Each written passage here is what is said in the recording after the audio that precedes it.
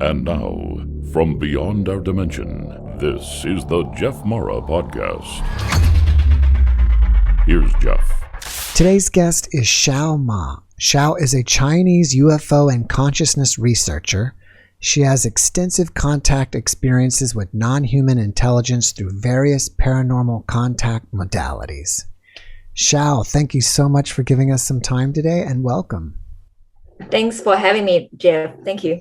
This is going to be interesting because you're the first person I've ever spoke about dealing, with UFOs in China.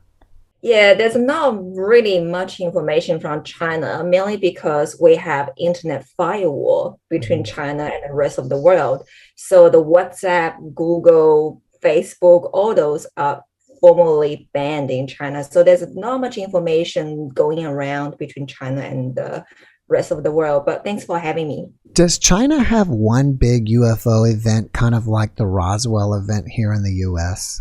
Yes, you're right, Jeff. We got quite a few famous ufology cases in China, UFO contact, like what's that called, the Hangzhou airport incident, where so many people, so many passengers in a Chinese airport witnessed a UFO craft just hovering outside of this, the airport.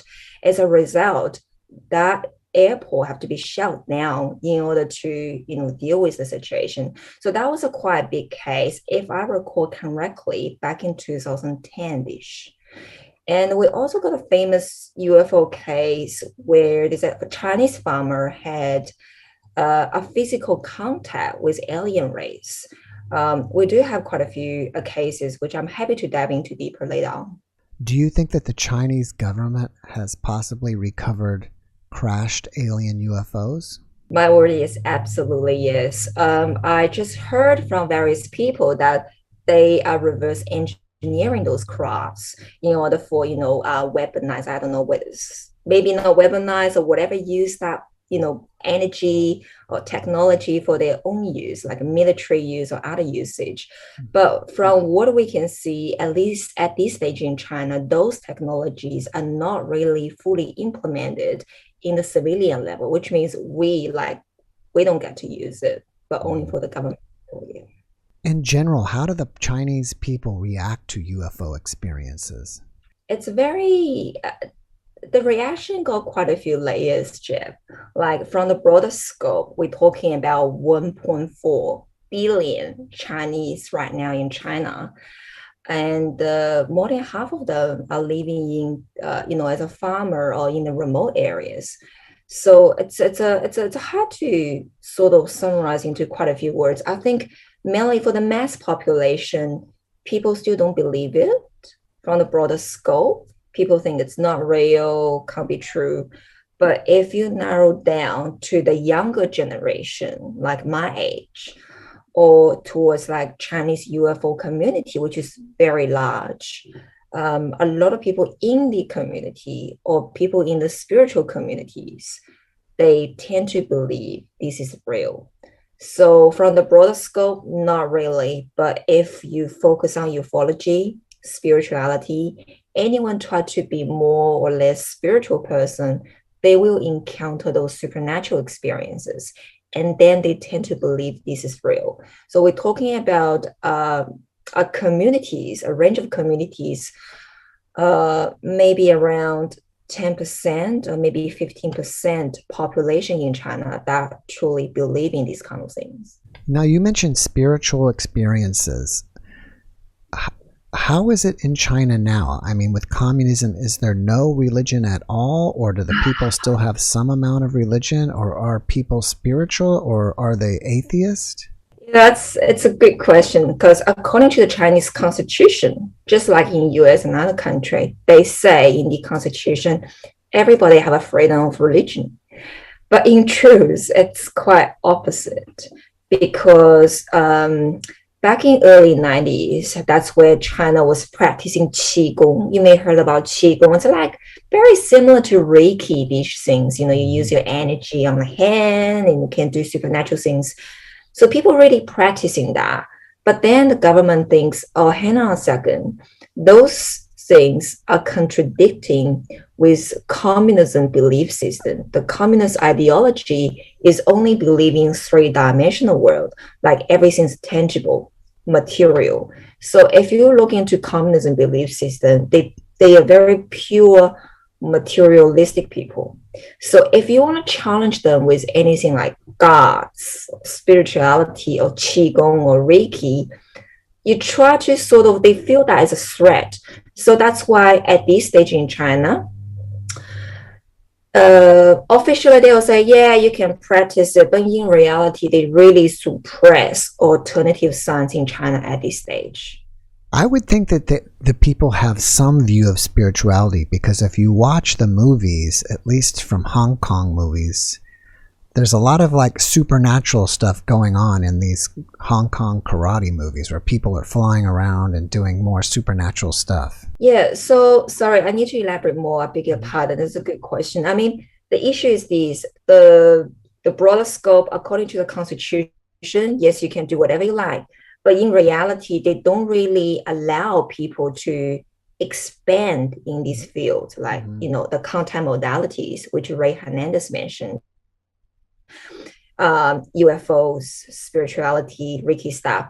But having said that, there are a lot of people like me in China do practice, Reiki, things like that. But the issue is they want you suppress to the minimum level. That means you may have a Reiki class, for example, for 5 people, but they normally have to go to the local police station to get a written consent. Because in China, if you have a group of more than certain people, could be a Bible study group, or could be a book sort of association, you need to get written approval. So my point is this: they make it very difficult for people to practice, or different contact modalities.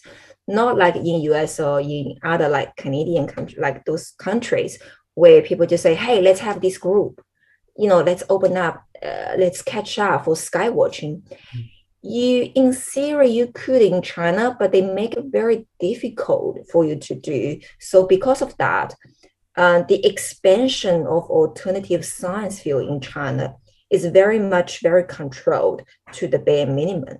But a lot of people do believe in it, but they just lack of information, lack of support. That's what I found in China. People are very conscious, like they have a desire, really want to learn. Oh, this happened to Michelle. I want to know more what's going on. But there's not much materials or human support available for them to figure out the puzzle, what's going on in their life, because of the official suppression at this stage in China. So I guess, I don't know if it's within the Chinese constitution, but I guess people are not allowed to gather in groups over a certain number of people publicly. Like if the police happen to see 20 people all hanging out together at the park, maybe doing something, they're going to come up and say, hey, what's going on? Yeah, what's funny about that is, we had 2 UFO conferences in China by the end of 2018, which is very successful. And we were just checking, because quite a few organizers got involved. We say, hey, look, it's going to be a large event. We need to get a local police authority approval. But each district in China, when you go, they say, oh, yeah, in order to get approval, you need to the number have to be beyond 50 people or 100 people. So every little district, even the local police station, they have different rules. Some police station maybe say, oh, it's all right, it's just 500 people, you don't need to get approval. But some police stations say, no, you have to, because it's more than 50 people. So that make our job, Jeff, it was tremendously difficult to, we had that 2 conferences. Finally, it's successful, but it's extremely difficult to have those events in China. Well, with all the firewalls and stuff, how does the average Chinese person get any spiritual or UFO information? Thank you. Just for your, you probably know a bit more, but your viewer probably don't know, because in China, people can't use Google, no Facebook, no WhatsApp. Basically all the, like, no YouTube, which is really bad. Don't have all those major websites. And when I say, people say, Xiao, you've been interviewed so many times, but I can't find any of your information on YouTube. And I said to them, because I was interviewed in China quite a lot. I was in China, very famous, but because of this firewall, you don't get information about me, what's going on in China. And that's to show you how strong is this firewall. So how people got those information is people like me who may speak some, English, and then they watch, Jeff, your podcast. They may like your interviews. Oh my God, I love this one. And then they just ask for consent. Can they actually move it to the China? So they put Chinese subtitle underneath of each interview. And then, you can convert it, upload it into the Chinese platforms so that the local Chinese can read it, view it. That's typically how they do it.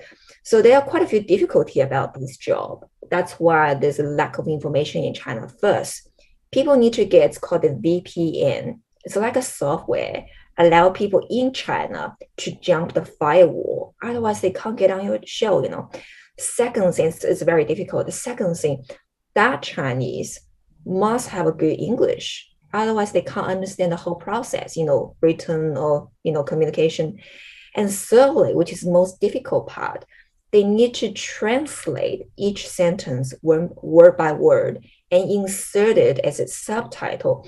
People probably doesn't know that's a lot of work just for 1 hour interview, inserting those words, translate it, insert it. Post-production can take a long time. And they have to get a permission from the host of the channel due to IP purpose, and then migrate to China. And very likely, even that's the case, if the information is sensitive, they cannot upload, because in Chinese, like China have equivalent YouTube platform. We don't have Facebook. We have very equivalent things in China too, strictly controlled by the official guys. So they will review the content, then they decided whether or not you can upload or not. So with all those obstacles you have to overcome, eventually you can upload one. So that's why I'm saying to the viewer, in China, yes, there are information, but very limited. What is the name of the platform in China that's similar to YouTube? We got quite a few. One is called Bilibili. It's just how they pronounce it. Yeah, I've heard of that one. It's they got quite a few larger platform like YouTube, but some of them are more controlled. Some of them are, relatively speaking, less controlled by the government. So for Bilibili, what I heard from my Chinese friends, seems like, relatively speaking, easier to upload alternative science information. So that's where the young people go. And also WeChat, it's very similar to WhatsApp, but with more functions. So people use WeChat to tweet around information. It's a miracle that how much WeChat can do. Yeah, I do business with a friend from China, and we always talk on WeChat. Yeah, WeChat, WeChat is a combination of Skype, WhatsApp, and the PayPal plus YouTube. So it's like combination of everything. Like Chinese people can't live without the WeChat because they need to make a payment when they go out. Everything is electronic right now in China, digital currencies. So part of the plan, transform people into digital currencies. So you see that's coming. So yeah. It's fascinating that you said that there were UFO conferences in China. So the Chinese government isn't against that, I'm guessing. You're right. You see, what happened is when I got gradually became more and more famous in China, and I was just a simple-headed person because I mainly spent my time in Australia. I kind of know what's going on in China. So I said to my Chinese friend, I said, look, it's very strange. Why China doesn't have those conferences, spiritual conference, like it's called the Conscious Life Expo in USA and other country. Why can't we have that? And they say, you have no idea, Xiao. You haven't come back to China for a long time. Those things are not allowed. But I said, come on, guys, we can give that a push. So me and my friends spend, seriously, I can write a book about this, tremendous amount of time and energy to make those two conferences happen. Eventually happened, but we faced so many obstacles from the government officials, the people within the community that not really wish your best, not for your best interests, just because jealous reason. They can just make a call to the local police, try to ruin your conference. For what? Because they don't like you to succeed. Wow. People like that can happen in China. And since going on, I don't want to, talk about too negative, but the positive points I want to make is for that two conferences in Shanghai and Beijing was absolute success. Eventually, so the feedback we've got from the audience, like, oh my gosh, they finally make it happen. You have to host those more events. And I told them, maybe not, giving how much effort, financial, support you to put in. It's incredible. So the point I want to make is, if you really want to drive it, you could, but it was very dangerous because in those two conferences, you've got undercovers from the police, from the officials. And later on, we being, especially me, be heavily targeted, sabotaged by the reputation. CCP official newspaper named me as, alien cult leader. How funny. Wow. And say, damn it, we have a conference. So lucky me, because I had that two conferences. And quickly, the right next day, I flew back to Sydney because I seen something quite funny. I was like, I better leave before they catch me, put me in jail. So after that experience, I learned my big life lesson. Don't really be very careful what you do in China. Right. Yeah. I was going to ask that you are famous in China, but you're not living there anymore. So you basically fled China to stay out of jail? They didn't actually say we were put in jail, but in the official newspaper, they say you better never come back to China anymore. Otherwise, you will know the consequences. So I was like, okay. Wow. That was after you left? They kind of hinted to you that way? Yeah, it was very official, very public. And they also nominated me as the alien cult leader just because I had two conferences in China. Can you believe that shit? I've got the perfect title for this video. Xiao Ma, alien Chinese cult leader, here on my video. That would be so funny. Yeah. And also my friends, being picked up, like say no. And not just that, more than 60 those it's what you call it, platform owners in China being named in the article. So what they do is they really want to shut down the field because they don't want to see the content modality communities to grow in China, because you have to understand, in China everything is related to politics and everything is deliberately controlled under the regime. So anything you do, like have sky watching event, for example, go to the local police. Could I have this event? Could I get approval? Could I do this? If it's more than, I don't know, like 30 or 40 people, depending on the province, every province have different rules. So everything's controlled. So, which is not very pleasant.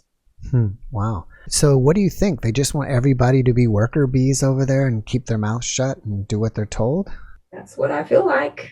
But having said that, there's some positivities, even though the official have a very strong control grid in this area. But to be honest, from my communication with the local Chinese people, there are substantial population, large population of people are starting to awakened. That's why the officials are very in fear, because if everybody awaken up, and you will realize, hang on a second, I don't like that ideology. I don't think it's the right thing, or they will tend to question. I don't want to get into too deep about politics. You can see why they don't like this field. And also, I would say our community, regardless in China or in any other country, in Europe, really nailed it to the bottom of the truth. Because we in our community really know who run the show behind the scenes. Whether there's a shadow government who actually controls it. Are we really alone in the universe? So our community, that's why, is heavily targeted by, various government people and this and that. That's why when I was in China, I'm very cautious about what I can or cannot say. I have to think about it, then say it. So yeah, that's the reality at this stage in China. All right. So how did you get into the UFO stuff in the first place? Have you seen a UFO? Were you abducted? Are you really a Yeah, cult leader? um, Look, I was a very 3D person in the beginning. I graduated from law school, got a nice job, worked for a large law firm at the beginning. And I was really 3D mind. I want to, be good lawyer, make good money, make my parents proud. Typical Asian parents. They just wanted their, daughter and son be a doctor, a lawyer type. So, and one day when I traveled to our Brisbane office, and then out of the window side of my office, I've got a funny feeling. I'm not sure if it's a telepathy or not. I feel like I need to look outside of the window. So I looked. What I saw is actually very typical round ball, spear shaped, silvery color. I would call it UFO. Just a few hundred meters hovering above the ground. Just there, not moving.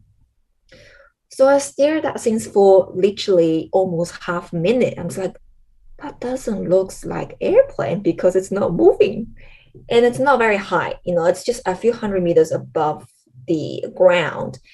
And all of a sudden I've got an idea. I'm like, oh, that can be an UFO. That's what people call UFO. And ever since that, I'm a very curious person. I need to do due diligence. I want to do research. So Google, what is these things? I dig and dig and dig. And that's why it's sort of like awakening call for me, entering into the ufology field. And then I watch quite a few channels like yours, like other big YouTubers, try to catch up those knowledge. Because that time I try to figure out what that is. And then I watched a very famous ufologist called Mary Rodwell. You may have heard about her. She's amazing. I have had her as a guest. She's an amazing lady. And I said, Mary, I wrote her an email. I was, with no expectation she will respond because she's very famous, very busy. I said, Mary, this has happened to me. Mary's message is very positive, encouraging. So, shall you have to dig further, look into this topic? So it's like, yes. So that's how I gradually got into the ufology community. And things just keep happening. I never planned deliberately anything happening in my life. I just go with flow. And the major breaking point is I kind of know a bit more about what's going on because I'm based in Australia. The information is free flow. A lot of spiritual people in Australia. And one day, a quite big platform owner in China, so say, Xiao, I heard about your personal experience with ETs. Would you like to be interviewed? Because in China, no one want to come out. And I say, yeah. And I told my friend, not only I want to come out, make sure this interview is big, but also I want to come out with my real name, real occupation, real address, because I'm going to bloody shock everybody. This is real. I was very bold. So he said, are you sure your life will be in danger? I was like, I don't care. I'm based in Sydney.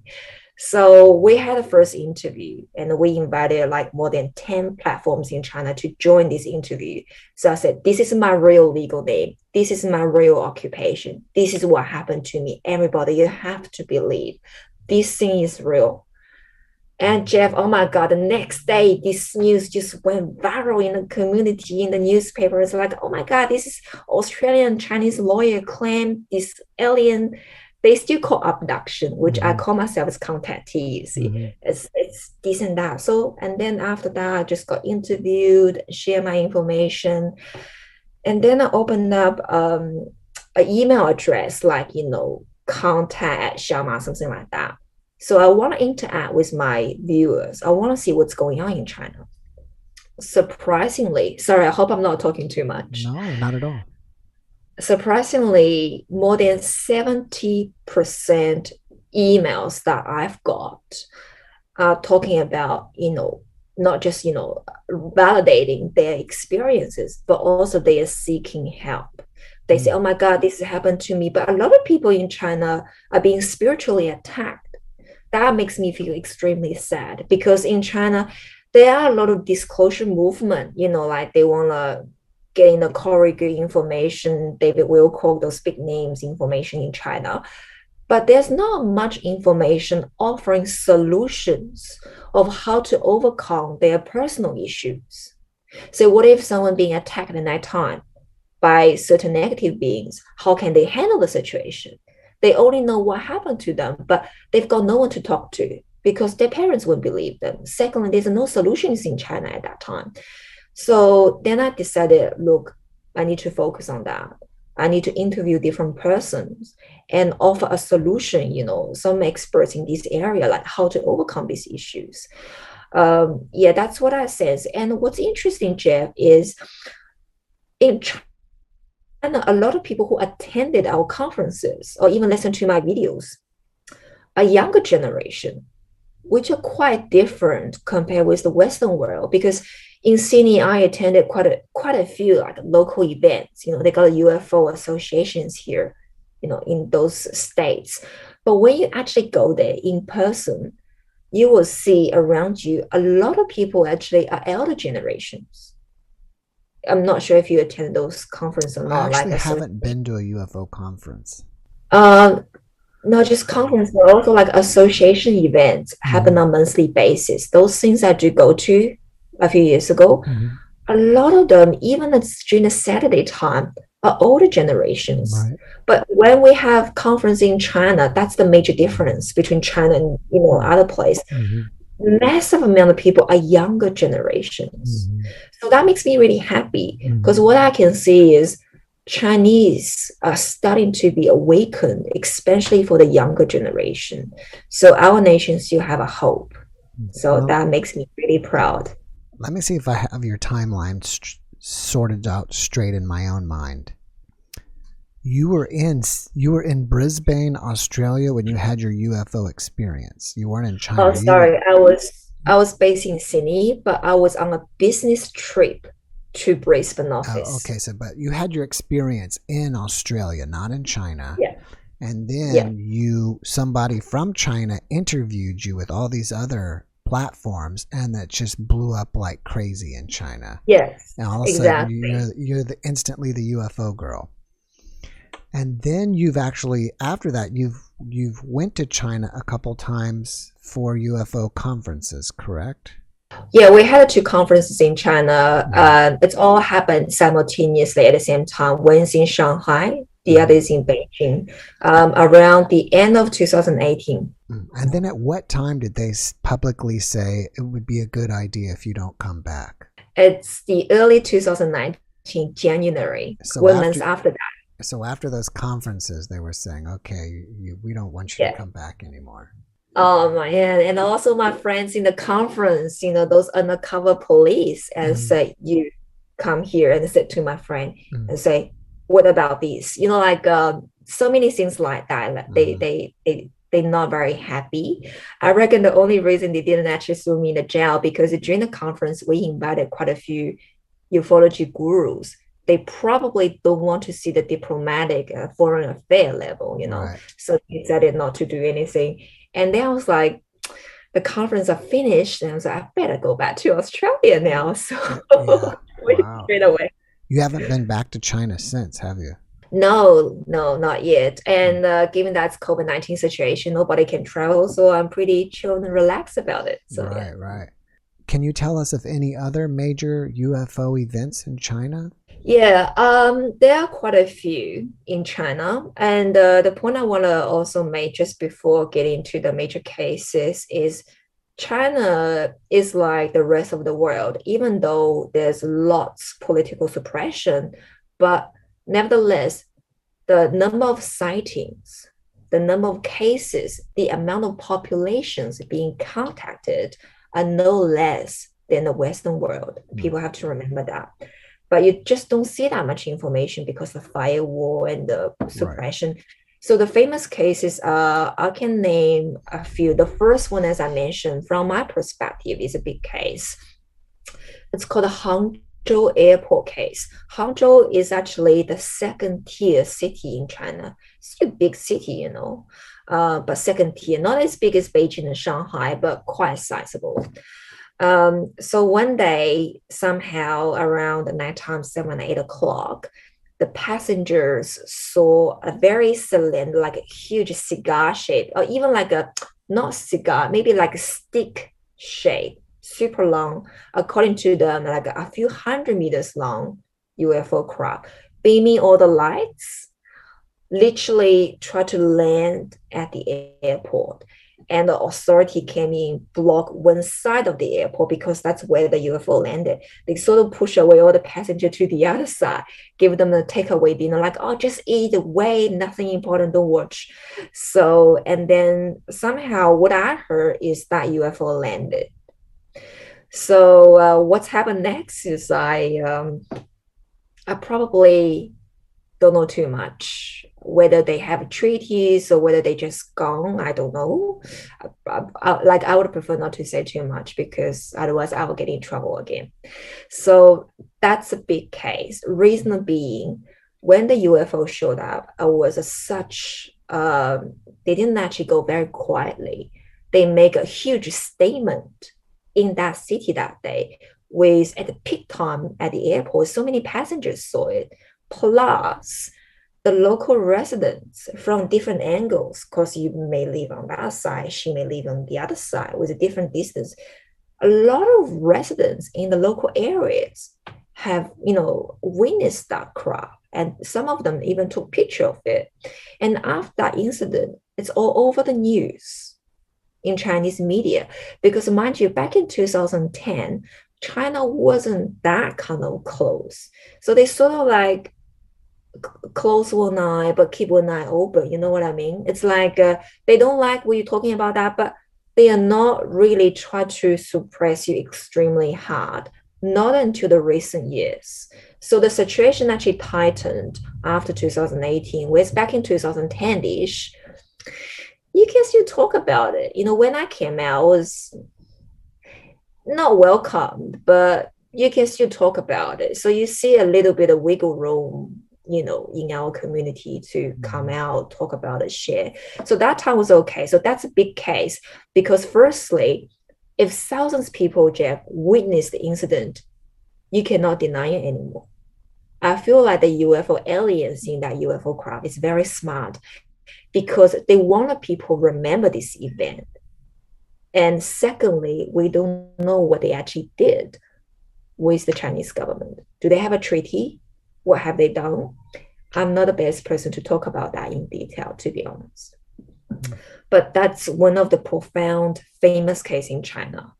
The second case I want to talk about it's called the Phoenix Mountain case. The Phoenix Mountain case became so famous because it involved with a Chinese farmer and never believing any UFO stuff. When he went on to, it's called the Phoenix Mountain with his friend, they saw, I think he mentioned like an egg shape, some kind of craft, landed on the top of the mountain and cut in short. And somehow he actually been knocked down by a beam of light, unconscious. And eventually what he alleged is that he had sort of like a physical interaction with those beings. And what he claimed that he had physical intimacy with the female alien beings. And then they told him that a few years later on their planet, there will be, I think the words is like a Chinese hybrid alien beings or something along the line. And this being's dad is a human. So that case really blew up in China because there is not only the UFO sighting, Jeff. The secondly, there's a physical interaction with beings. The third point is that it involved with alien human hybrid children program. And after that news, became big and everybody wanted to interview him. that Chinese farmer received tremendous pressure, and people try to debunk him. And you can imagine, not just from the civilian level, but also the government tried to sabotage his reputation, just like what they did to me. It's like, oh, this is nonsense. It's not real. This person's lying. Don't believe this BS, things like that. But he's a very brave guy. He chose to stick with his ground and say, no, this happened to me. This is real. So that's one of the major cases. Is there a case of a crash in China where they may have collected the UFO? Yeah, I'm happy to send you an article written by another UFO researcher in China. There are quite a few. I heard, this is just what I heard is they retrieved a UFO crash, a crash UFO in the ocean somewhere near the Chinese Sea area. But I don't have much detail besides those a few lines. Another crash UFO incident happened, I think, late 1980s, where one day a guy just, it was a thunderstorm day. Somehow the lightning struck a satellite size UFO dish, very small, nothing more than 1.5 meters shape. It's a very small craft. And the craft actually crashed into the backyard of, can't recall if it's a military base or not, could be the relatives of the military people in Beijing somehow. And what came out is actually one dead body of an alien, and the other alien, they look like what I've been told, looks like a mix of gray and a mouse-like alien. Those like alien look like a mouse on Earth with fur. And the whole body shape, the facial feature is like a mouse. So the guy approached the severely injured alien beings like, do you need help? He's very brave and he doesn't want to touch him. And he claimed that the being just making alien sound, some kind of language, showing that he want to help, like raising out, like help me, some kind of like a body language like that. But he just so scared. He doesn't know what to do. And then he just told people in the residential building, and then the military came, retrieved the beings. One dead, the other is still alive but severely injured, and the UFO craft. So I heard a very similar case in Chinese website talking about a Chinese farmer encountered, it's a separate case, a mouse, like a Mickey mouse-like featured beings, but he claimed that those beings actually are quite loving. They are quite friendly. When he got into the crowd, which is quite small, surrounded with like loving feelings.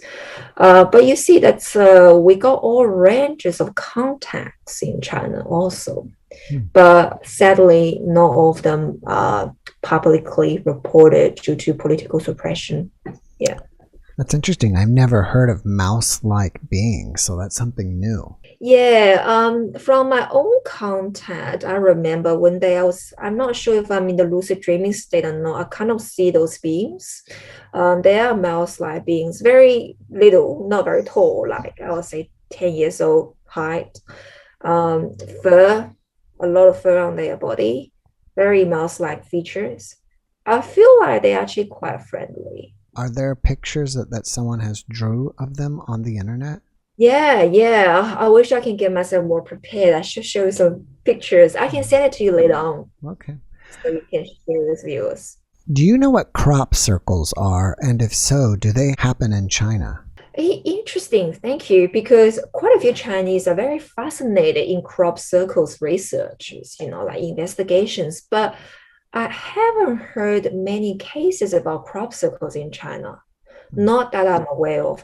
Because since I got, relatively famous in China, I was quite connected with, this and that person, because I want to do some diggings too, what's going on in China side. No, I don't think so, funny enough. There's not many cases about crop circles you see in China. But I heard crop circles normally happen in UK. Look, I could be wrong. UK is a hotspot, but maybe there are cases happening in China. But you don't hear that many cases in China about crop circles. Very rare. Every now and then they talk about crop circles in China. I don't see many. I don't know if they're still happening here in the US, but there were cases of cattle mutilations, but with surgical precision of the cuts. Are there any type of mysterious animal mutilations like that going on in China? Yeah, there's not many cases reported about cattle mutilation, but there are substantial cases reported in China because everybody got iPhone these days. Everybody can take a photo, upload it into Chinese media platform. Those like genetically mutated stocks. There's so many cases about that. I found it's fascinating. Like one day a Chinese farmer, he just found out the pig, the infant of the pig, they are stocks. The pig may have a two heads or extra leg or with tail or things like that, or a cow can be looks like a genetically mutated animals. And the farmers have no freaking clue what's going on. They may think, oh, it just happened. So out of their curiosity, just take a picture or upload a video on TikTok. So many people look at it, tweet around. So there's not many cut the sexual organ on the stalk, things like that. But there are a lot of cases in China about, stalk genetic mutations, what I can see, but they don't know what's going on when they upload videos. But from my perspective, I know, oh my God, that's, genetically mutated animals. Do you think that that's happening spontaneously, or do you think somebody's doing that, whether it's researchers or aliens? I think from my perspective, again, just my view, I think it's going to be a mixture of both. But again, the information we've got is just pit of iceberg, Jeff. It's just so little, nothing beyond just a few clips showing it's genetically mutated beings. Some people may want to climb, oh, come on, those genetic things can happen every now and then by accident, which is true, but when you have so many cases in China like that, that makes you wonder, what's going on there. So yeah, I don't know too much in deep, but I suspect that could be a mixture of aliens doing, or could be, human participation in any strange projects, which we don't know. Well, you mentioned in the beginning of the podcast, there are 1.6 billion people in China. 1.4 billion. But you might be right, because you have to consider those Chinese in USA, Chinese like me in Australia. Maybe eventually we're talking about 2 billion population Chinese around the world. Who knows? Well, let's just stick with the ones in China, 1.4 billion. And I believe you said that 10% are interested in the UFO phenomena. So that's still 100 million people, or 140 million people. That's half of the US, if you took those kind of numbers that are interested. That number is my speculation, but what I can see is there are strong interests among the younger generation between, could be a child, as Mary Rowan mentioned, a lot of them are like a new humans, like in primary school, those up until like 40, 50 years old. So, but less 50ish, maybe around 40ish maximum. A lot of them like a 20ish, 30ish, or in school age. They show a strong interest in not just ufology, spirituality. So my estimate could be even more.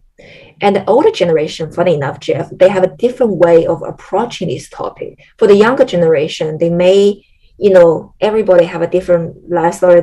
They want to cut in this spirituality consciousness study through, ufology. That's how they actually found the connection with the prime creator. The older generation, they probably go with different contact modalities.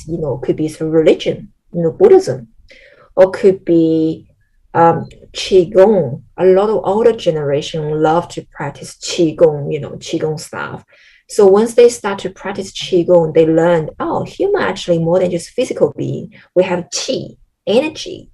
And then they got into spirituality. That's how everybody have their own way of contact modalities. Eventually, all roads leads to this Rome. Rome is consciousness awakening. So is Qigong and Buddhism still permitted within China? Less Qigong, but more religion like Buddhism is okay. You can see the temples around. But what's interesting in the recent years is that for the temples, according to the CCP's regime, they have to set up some kind of, it's like a party office inside. So they try to have a grid into the a temple too. Is that sounds funny to you? You may have a church or a temple within them. You have to have, like, I don't know, Liberal Party office or something like that. So they try to control the ideologies for sure, even on top of religions. Yes, Buddhism are quite common in China. But also, mind you, there's a lot of Christian people in China too, underground Christian churches. They've been heavily targeted at this stage. But there are a lot of suppressions at this stage. Would you say the average Chinese citizen is like atheist and not spiritual at all? Or what would you say the average person is as far as their spirituality is concerned? That's a great question. I think I can break down into two answers, like two parts of my answers. Firstly, when you're through brainwash, like people who really believe in, communism, they normally believe in we are nothing more than material bodies because that's the core of their ideology, through the brainwash. The second part about religion is there are a lot of people who are religious in China, but I don't think they're spiritual. You have to understand, like, religious people, they can be superstitious, but that doesn't really mean they are spiritual. People go to temple, maybe they want to get a better marks for the next exam. People go to temple to pray because they want to get a promotion for their job. It's more, to me, it's more like a trade, like, oh, God, give me protection, give me a promotion, give me this. That's why they go to temple, but they don't understand have a religious practice does not equal to spirituality. They have to connect, like they must have a connection between their spiritual side with the prime creator. The definition of that from my perspective is broader than any form of religious doctrine. So that would be my answer. Yes, there are a lot of people have religion but not really spiritual. People spiritual, but they don't necessarily have religion in China.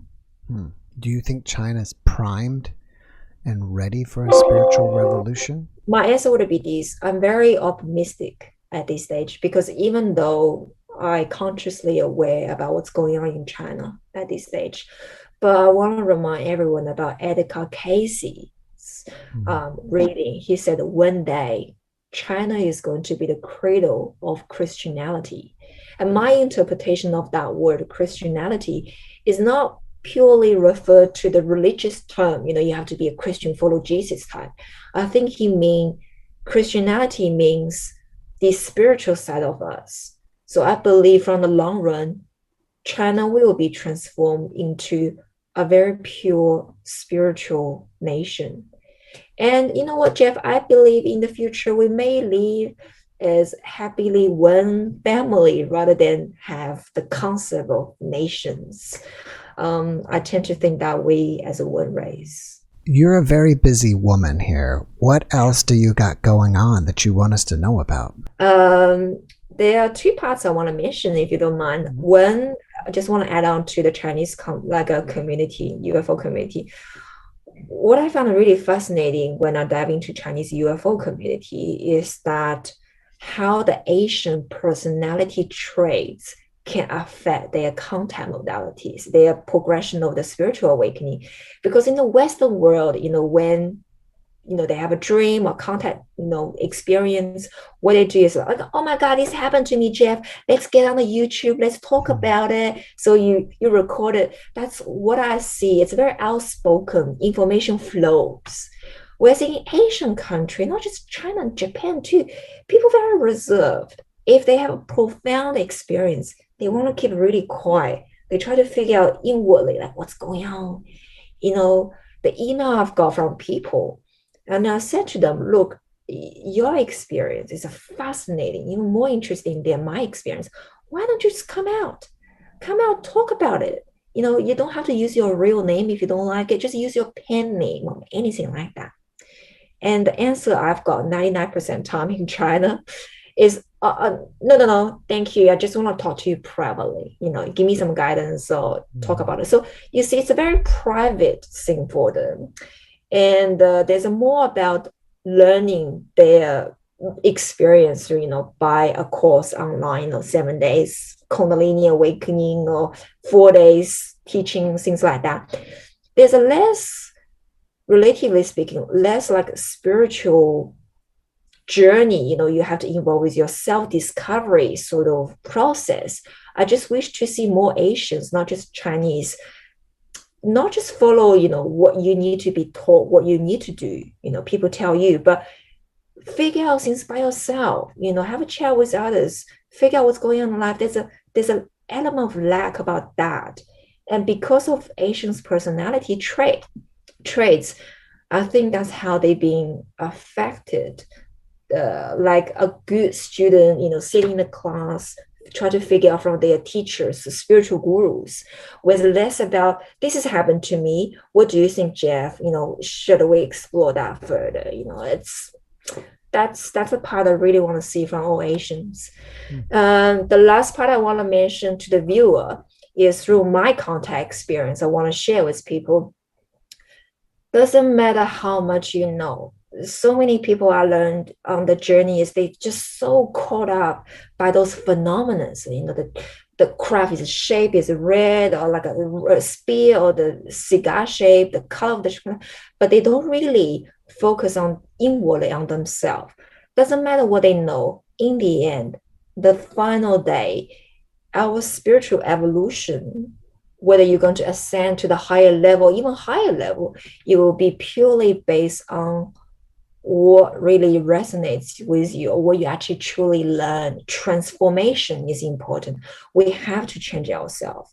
One of the lessons I've learned from those beings is they say, the big lesson for you, Xiao, is you have to learn how to change yourself. People in our community, a lot of people I have seen in China, they are very stubborn people. They refuse to change. They talk about, oh, I'm going to be the savior of the world, but they don't want to change themselves. I mean, how could you change the world without changing yourself? Guys, you have to be real. So the message to everyone is you have to change yourself and also focus less on what you need to know, focus on more on how to improve yourself, do the good things for yourself and for others. That would be my last message. Well, let me ask you this. You just mentioned about ascending to different levels of spirituality. And is that something that people talk about in China, or is that just something you picked up in Australia? That's something I've been told by the beings. They say at the final end of this cycle of, humanity, like we go through different cycles.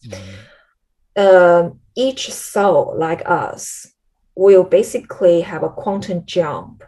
Like that's how they describe it, to a different level, like different densities. Some beings may be more awakened, they can ascend quickly, but some beings maybe are doing okay.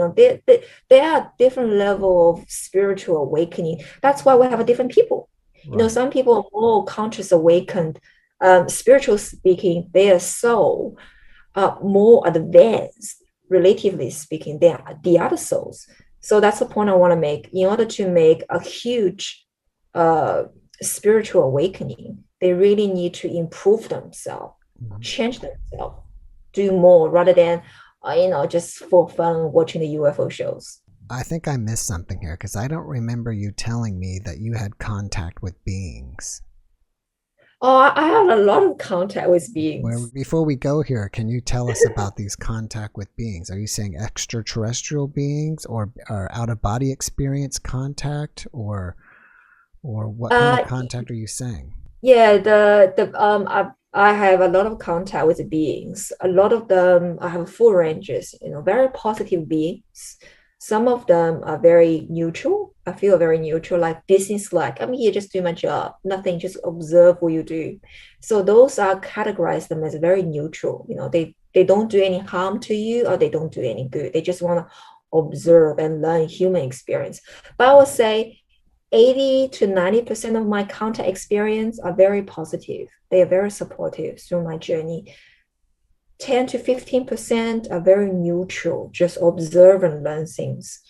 The other 5% are negative. I had enough with those really annoying beings, try to interfere, do your headings, give you a headache. There are some negative beings. So I believe we're talking about, I don't like to call them just purely extraterrestrials, because those beings are, from the lower to very high density beings. So I call them just beings. Can be ascended masters, can be extraterrestrials with physical body. Some of them are like a semi-lucent, they have a bit of body shape, but they are pure light. Or some of them just pure light, nothing else, just ball of light. The way of contact is through all sorts of contact modalities. Can be, lucid dreaming state, out of body experience, conscious out of body, where I can stay outside of my body, look at myself, physical body. Oh, that's me, talking to the beings in my room, all sorts. Could be channeling, could be, just flash of images in your third eye, just show you quite a few things. All sorts. Yeah, I have contact experiences with all sorts of beings. Were you having contact with these beings before you saw the UFO? What they actually told me after my kind of awakening or initiation, I call it, after the UFO sighting, they say, you had that contact since you were a child. You just don't remember it. And then I start to have a conscious recall. I was like, yeah, it's actually true. I have a flashback memory when I was a child. I did have that contact. But, that time I was a very 3D person. And I was just brushing them off as a dream, nothing more than just a dream. But now looking back, those are the contact experience happened since birth.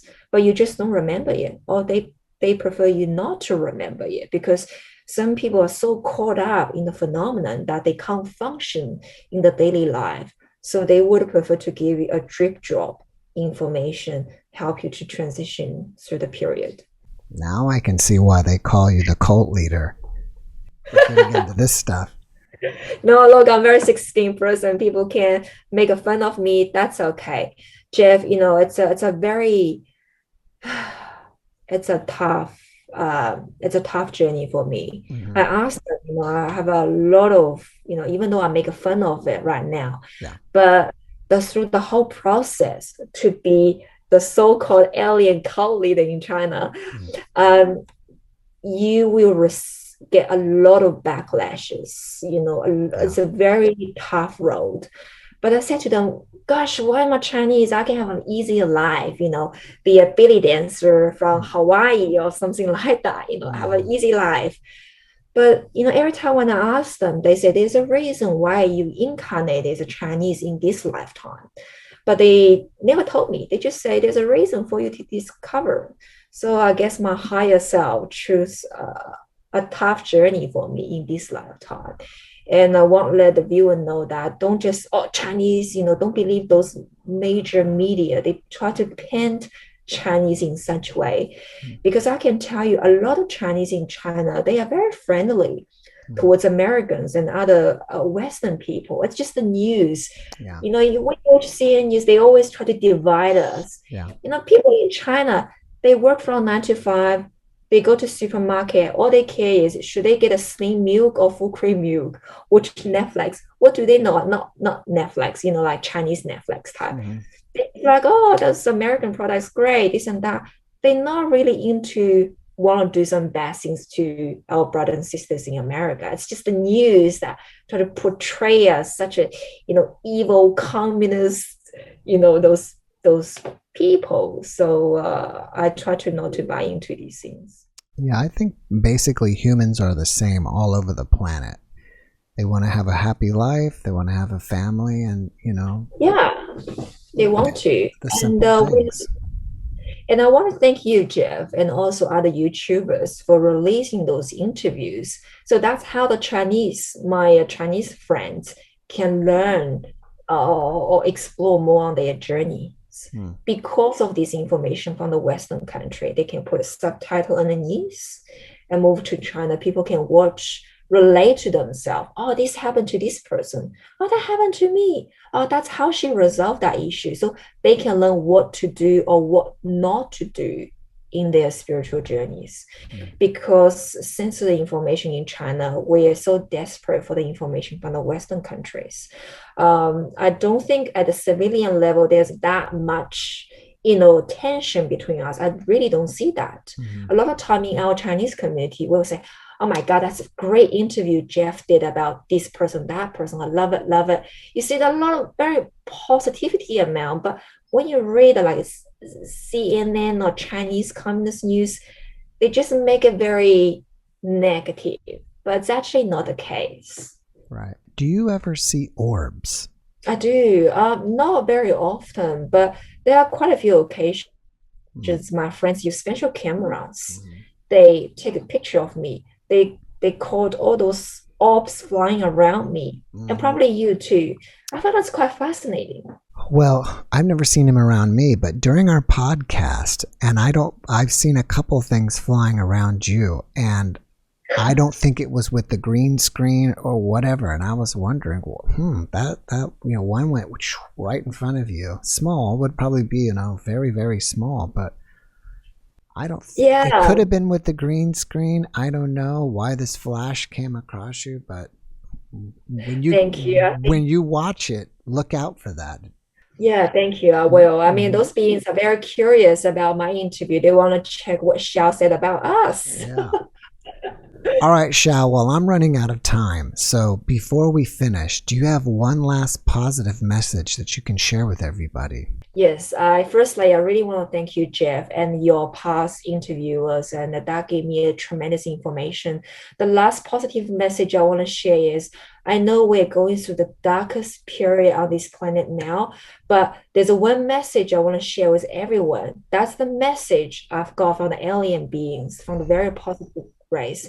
They said to me very clearly, they say, Xiao, you have to believe there is a light at the end of the tunnel. And the picture I saw on the spaceship is we are just about to exit this tunnel. The light just so close at us. So have a faith. If you go through a very tough journey right now, have a faith. In the end, worth it, really worth it. So just hold on to your faith, everyone. I know it's very tough right now, but some people going through a really tough journey right now. They may lose their job, may have a divorce, or may have this and that, health reasons. But I can assure you, in the end, we are going to make it. We're just so close. Just hold on to your faith. We are going to make it. Thank you. Well, that's a great message. Xiao, thank you so much for being my guest. I really appreciate you. I wish you the best. And before we go, do you have a website or anything else if people want to look up, want to contact you or look into any of your information? Yeah, sure. Just the Facebook, just check me under Xiao Ma. So my name is SHAO space Ma. When you search me, you can find me through Facebook. I'll add you on. And if you got anything you want to talk, you can email me. Same as my name is xiao.ma@hotmail.com. So yeah, Jeff, I'm going to send you quite a few contacts for your consideration later on regarding, the future interviews. So yeah. All right, Xiao. Well, thank you so much. And I guess it's morning over there. So enjoy the rest of your day. Thank you for having me, Jeff. You're wonderful. Thank you. Thanks, everyone. Bye-bye. Bye. Thanks for watching the Jeff Mara podcast. I really appreciate you. Another way to show support is through YouTube memberships. And if you do, there are loyalty badges and other perks depending on your level of membership. All you need to do is click the join button underneath the video to find out more. Thank you for your support.